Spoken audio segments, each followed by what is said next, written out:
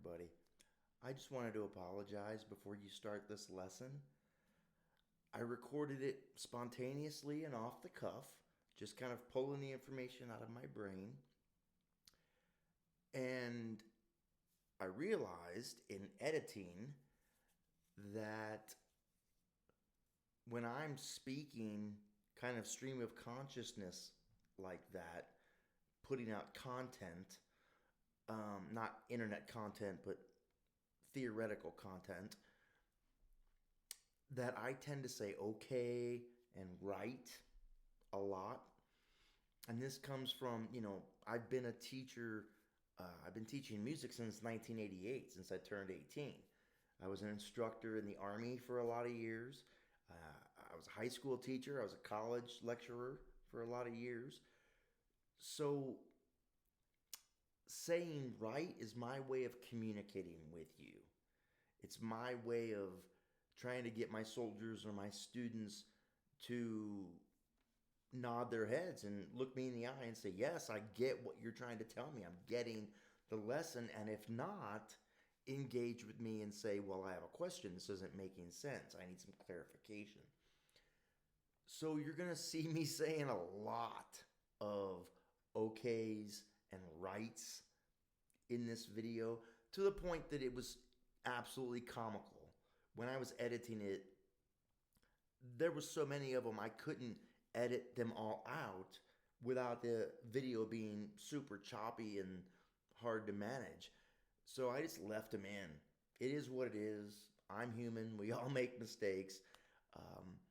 I am not a professional YouTube content, person. I'm not a digital creator. I'm a musician and a music educator. And I'm just doing my best here. So that's my caveat. I hope the lesson is helpful. And stay tuned to the channel. New things are coming down the pipeline. Happy New Year, everybody. It's good to be back. And I hope I can get some more lessons online a lot quicker for you and with a lot more consistency. Thanks for coming to the channel. Hello, welcome back. Today I'd like to share with you a lesson on kind of key centers and seeing how you could have 4 chords that all come from the same key center that share a specific harmonic relationship. And with those 4 chords, you can unlock hundreds and hundreds of songs that you may want to learn, or songs you may want to write yourself in any genre. So it doesn't matter. We're going to talk about like 1-4-5 progressions, which are often associated with, the blues. But you're going to see like a 1-4-5 in country, folk, gospel, R&B, soul, rock. It's not just a blues thing, okay? We have to remember that most Western music comes out of the blues to include, jazz and pop and rock and country, and everything kind of comes out of that. So the 1-4-5 is the basis for a lot of songs. Also, if you can see the 1-4-5 relationship geometrically on the fretboard, you then know where all the other chords are. So before we get into what are these 4 chords and what's the key center and all that, let's take a look at the 1-4-5 geometric relationship and how that'll help us spot the other chords in the key on the fretboard.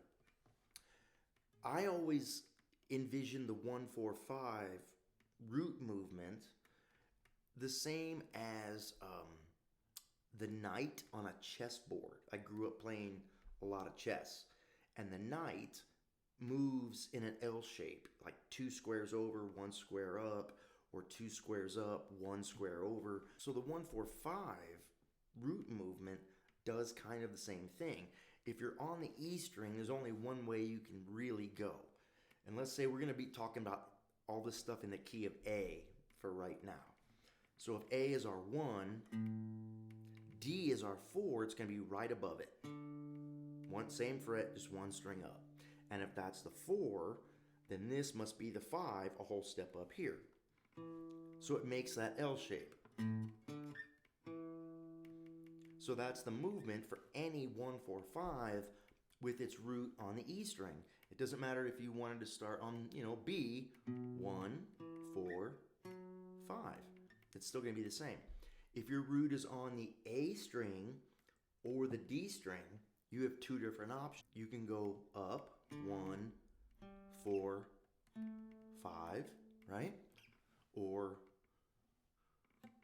1, 4, 5 from the D string to the G string, or you can go down 1, 4, 5, 1, 4, 5.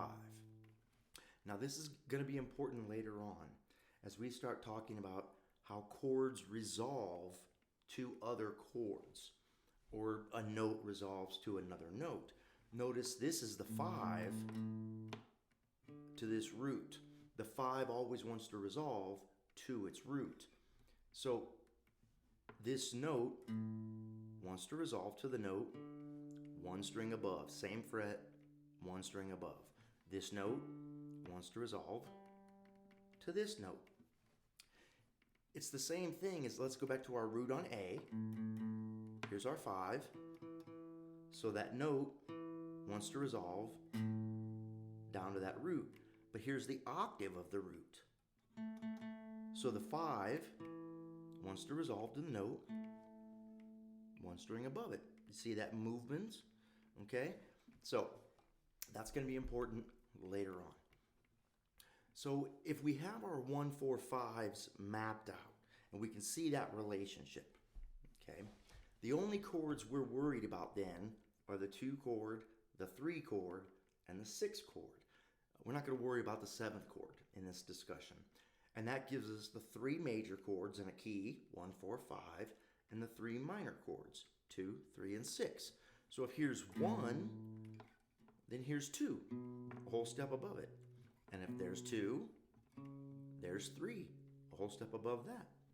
If this is 4, there's 5, a whole step above that. And if that's 5, that's 6, a whole step above that. So you see they're all whole step movements. The only time you don't get a whole step movement is when you go from the 3rd to the 4th. That would be up. If you're moving linearly, that would be up a half step. This from here to there is a half step across that string. But if you're just going up one string, the chords are all separated by a whole step. I am going to put up the chord progressions in Roman numerals.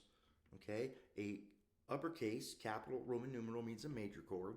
A lowercase Roman numeral means a minor chord. If I put a dominant 7 chord, just for an example, it will be an uppercase 5, right? A major triad, but it'll have a 7 after it. 5, V, Roman numeral V, 7, to mean that it's a dominant 7 chord and not major or minor.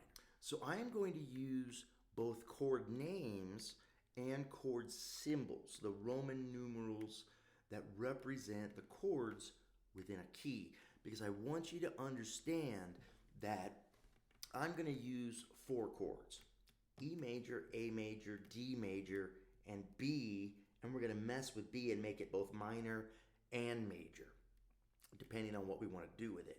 So we're going to use those 4 chords as our kind of key center, and we're going to base it in A, and then we'll move to D, and we'll move to E, and see how those 4 chords can open up all sorts of different chord progressions. 1, 4, 5s, 2, 5, 1s, 6, 2, 5, 1s, getting a bunch of different chord progressions in those 3 different keys, E, A, and D, just by using 4 chords: E major, A major, D major, and then we'll use B, major and minor, and we also may use an E minor.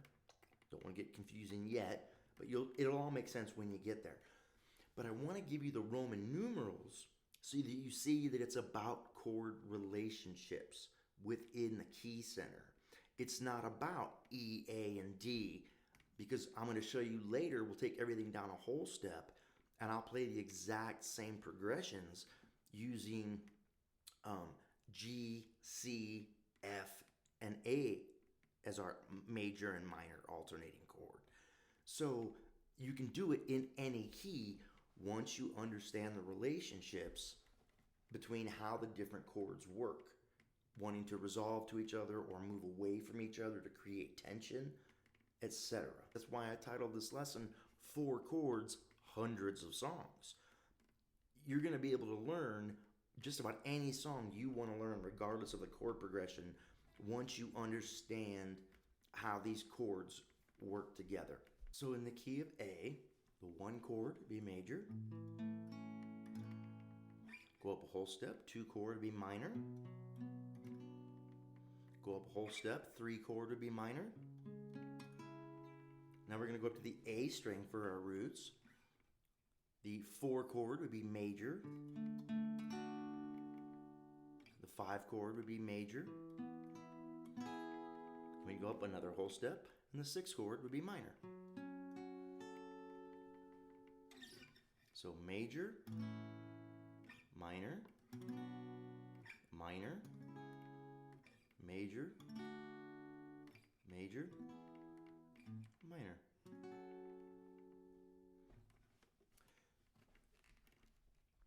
A very, very common chord progression, other than the 1-4-5, is the 2-5-1, which would go from this 2 minor chord to the 5 to the 1. You're going to hear that in, it's the basis of most jazz songs, and which most pop songs come from jazz. And so you're going to see that a ton of songs are either 1-4-5 or 2-5-1 or a combination maybe of both. You're also going to see 6-2-5-1, extremely popular chord progression. So we'd be on our 6th chord here, and notice this note is the 5th of this note, which is the root of our 2. So the 6th chord wants to resolve to the 2 chord. The 2 chord wants to resolve to the 5 chord.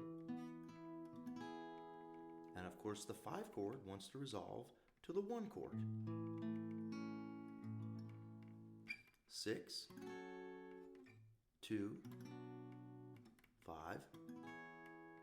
1. Now, let's make something clear about 5 chords. The 5 chord is either going to be a major triad, which is what I've been playing, right? No 7th in it, or it's going to be a dominant 7 chord. Root, major 3rd, 5th, minor 7th. It's the only dominant chord in the key. Versus major. Major triad, dominant 7. So it depends on the color you want to give it. The dominant 7th chord tends to have more harmonic gravity to the 1. Especially when you play things like 9th chords, it really wants to resolve. So let's start with our first 4 chords. And we're going to be in the key of A. I'll play them in both open position, cowboy chords, and closed position, so that you could see that you can move it up and down the neck and play it anywhere, and we're not just relegated to one or the other. And we can move it in any key, especially if we're using closed position chords. You could play it in, B flat, A flat, whatever you want. So A is our 1 chord, it's major, and I'm just using triads. I am not going to use the dominant 7 chord for the 5. I'm just going to use the major triad just to keep things simple, okay, and not overly confuse matters. We're just using the 3 major triads, the 1, 4, 5, and we're going to use 2 of the minor chords, the 2 chord and the 6 chord. in these examples. So we're just going to use 4 chords from this key center of A major. A major is our 1 chord. D major is our 4 chord. E major is our 5 chord. And we're going to use the 2 chord, which is B minor. But we're also going to use B major to play in a different key and get some mileage out of it that way. Okay. We will also take this E major and we'll play it as an E minor later on to give us even more options. So the 3 keys that we're going to be able to play in is the key of A, the key of D, and the key of E. Okay, so these 4 chords, A major, D major, E major, and B minor, are going to open up realms for those 3 keys. The same thing will happen when we go to G, G major, C major, D major, and we're also going to use A minor. So we would be able to play in G, C, or D. So it doesn't, right? We're getting almost every key you can imagine just by using these 4 chords, once we understand how these 4 chords relate. All right, let's get down to business. I'm going to play them down here, just for a change. So let's start with A being our 1 chord. Go up 1 string. D major is our 4 chord. Now we could, play this E and play an E major here, but I'm going to go down because that's what most songs do and songwriters will do is go down to the E major,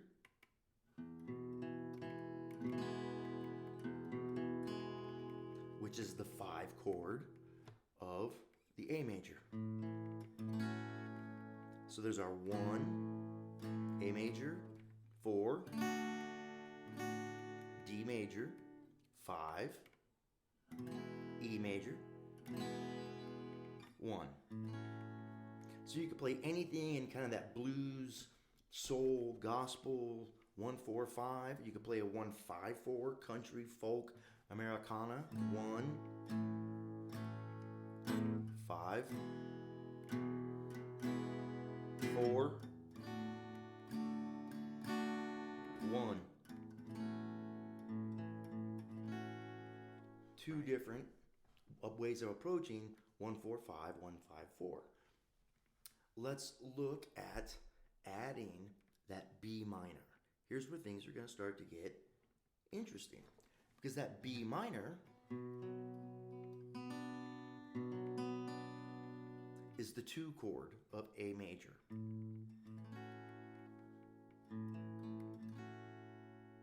So if I want to play a 2-5-1 instead of a 1-4-5 in the key of A, B minor, it's my 2, which wants to resolve to the 5 chord, the E major, which wants to resolve to the 1 chord.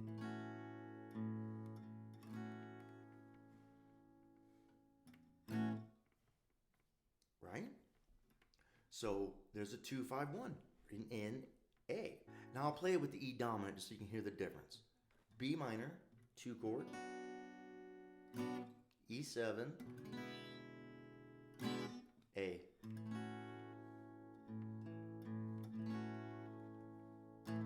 So there's a little more harmonic pull from the dominant chord to the 1 chord. But the major triad works just as well. Depends on what kind of song, kind of music, what kind of feel you're trying to capture. So now we've done a 1-4-5, a 1-5-4, a 2-5-1 in the key of E. So that's a bunch of songs right there that follow any of those chord progressions. So let's go to the key of E. Okay? We already know the E chord, the E major, and we know the A major, right? So let's take our B minor and make it B major, which is now the 5 chord of E major. So now we have a 1, 4, 5. Or we have a 1, 5, 4.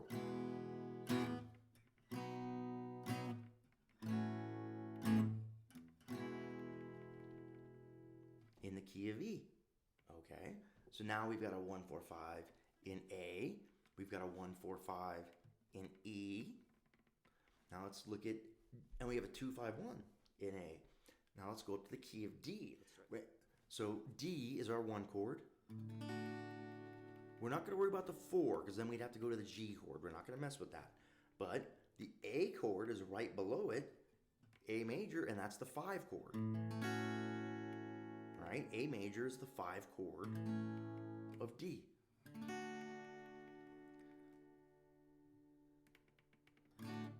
So if we go to our B minor, that B, if we count up from D, D, E, F, G, A, B, B minor is the 6th chord of D major. So we could play a 6, 5, 1. Or any mixture of that. We could play 6, 1. You're going to hear this a lot. It's called a push. Rocking between 2 chords. And a lot of times it's going to be between the 1 and the 6. Or the 6 to the 1. Or Tennessee Whiskey, the 1 to the 2. Back and forth between a major chord and a minor chord. The 1 chord and usually either the 2 chord or the 6 chord. So we could play 1, D major, 6, B minor, 1, 6, 1, 5, 1, right? We could play 6, 1, 6, 1, 6, 5, 1.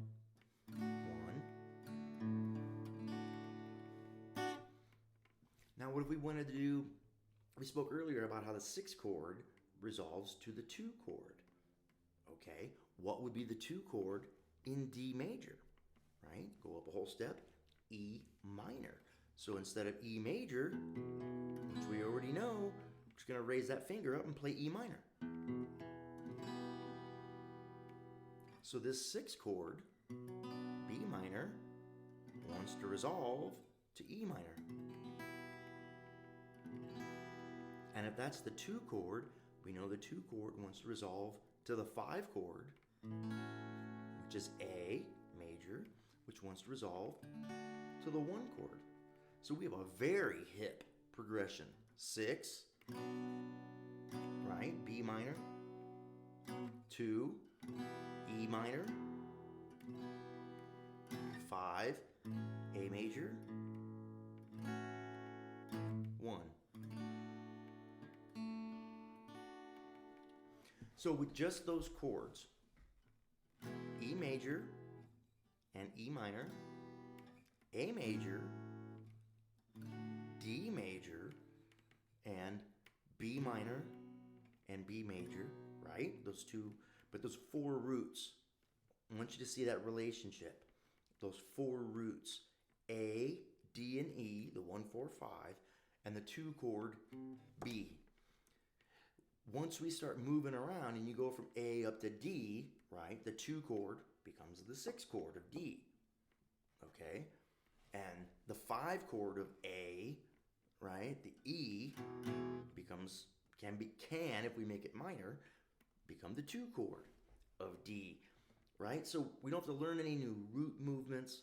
We just have to change the quality, the chord quality of the triad from major to minor, and we start unlocking all sorts of cool chord progressions that have been used in hundreds and hundreds and hundreds of songs. You know, like anybody that you consider, that people consider great songwriters, you know, the Beatles, etc. You know what I mean? Great songwriters who write timeless songs have used these progressions. No one's reinventing the wheel. They're just making new melodies and new rhythmic syncopations with the same chord progressions.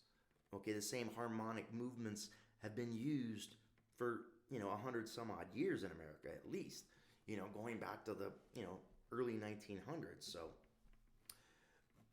let's take a look at the same chord relationships, but let's do it in G.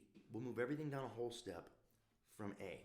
So our 1 chord will be G, our 4 chord will be C, our 5 chord will be D.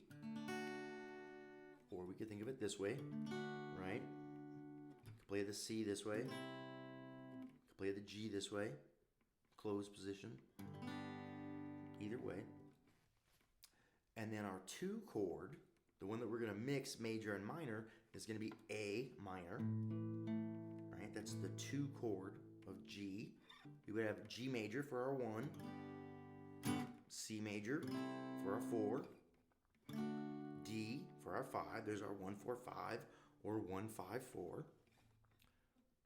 G major, A minor, D for our 2 5 1, right? A minor, D, G. This is our 2 5 1. Now we go up to C. Okay, that was our 4. So whatever applied when we moved from the A chord to the D chord is going to apply to the C chord because it's our 4. So don't let that confuse you. So if C becomes the 1 chord and we're playing in the key of C, then G is the 5 chord. We go up to this A minor, that's the 6 chord. A minor is the 6 of C. I'm going to play it this way. A minor that way. C, A minor, 6 to 1, or 1 to 6. 1, 6, 1, 6, or 6, 1, 6, 1. And just like we did last time, we went to D and we said, okay, can we get the 2 chord in there, right? We're using our 6, and we took the E major and made it an E minor. Okay, let's do that in our key of C. So we went to the 5 chord of A, right, and which was E major. That we had been using that E major chord, and we said, well, let's make that minor. So the 5 chord of G was D, D major, but let's make it minor. So now that D minor is the 2 chord of C major, our new key. So C is the 1, A minor is the 6, D minor is the 2, G major is 5, back to the 1. So we have that 6 2 5 1. 6 2 5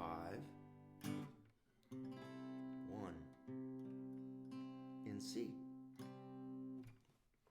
We also had a 1 4 5 going from E to A major to B major, right? When we did that. So let's look at that one. That would be equivalent to us playing in the key of D, right? We played in the key of G, right? Our 1 4 5, our 2 5 1. We played in the key of C with our 2 5 1 and 6 2 5 1. Key of D with these chords that we're using, C major, or G major, C major, D major, right? So D major is our 1. And if we took this A minor that we were using and made it major, that would be the 5 of D.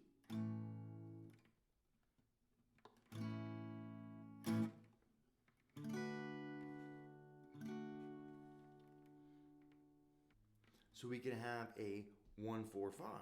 Here's our D, 1, G major, 4, A major, 5, D, or 1, 5, 4.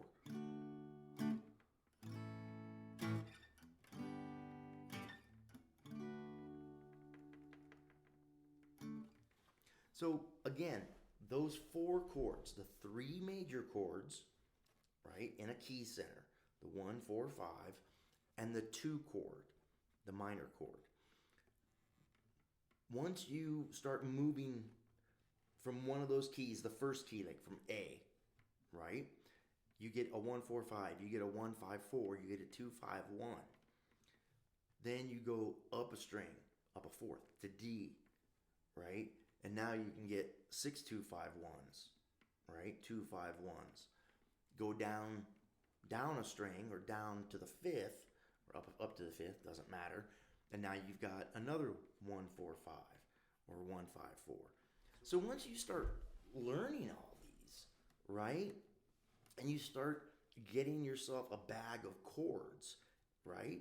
If you, let's say you wanted to do a 6, 2, 5, 1 in the key of G. Well, go back to your E minor chord.